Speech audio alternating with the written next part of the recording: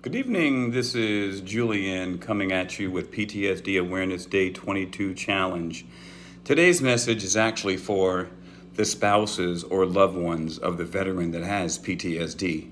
They are the unsung heroes that have to deal with those triggers, that have to deal with those explosive behaviors when they occur. Out of all the therapy that I have personally been through, the one that has affected me the most is emotion-focused therapy or emotion-focused couples therapy. The person that put this on the map is Dr. Sue Johnson. And here's what Sue says. She says that when you get upset, when there's been a trigger, I don't use the word trigger, I use the word negative emotional charge and positive emotional charge. When there is one, or somebody says something snarky, you know that feeling, right? You and your significant other, they know that feeling, that dance, if you will, of when things start to escalate. Here's what she says to do. When that happens, it's you and her against the feeling, against what has come up. You have to name that thing that comes up, that monster, that, the thing that, the white elephant, so to speak, that's in the room. You have to address it together.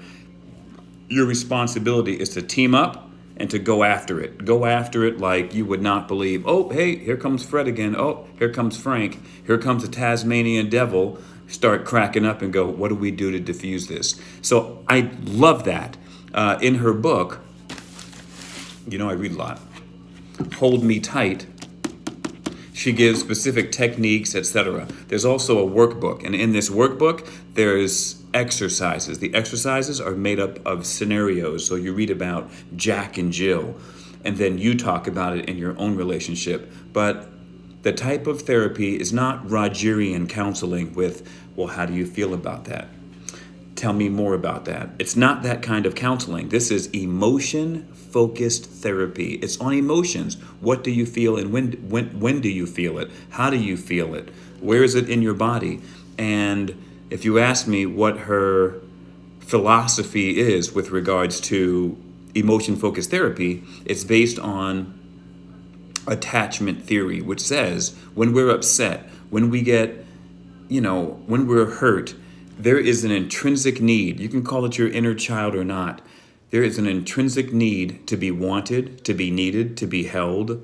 And that's what you're asking for. That's when things are getting upset like that, at its rudimentary nature, you just want to be understood. You want to be held. You want to be loved. You want to, the love language. You want to be spoken to in your love language, if you're familiar with that line of work. So I think it was Donahue that put that on. Is it Donahue? I know, it might be Donahue with the 5 love languages.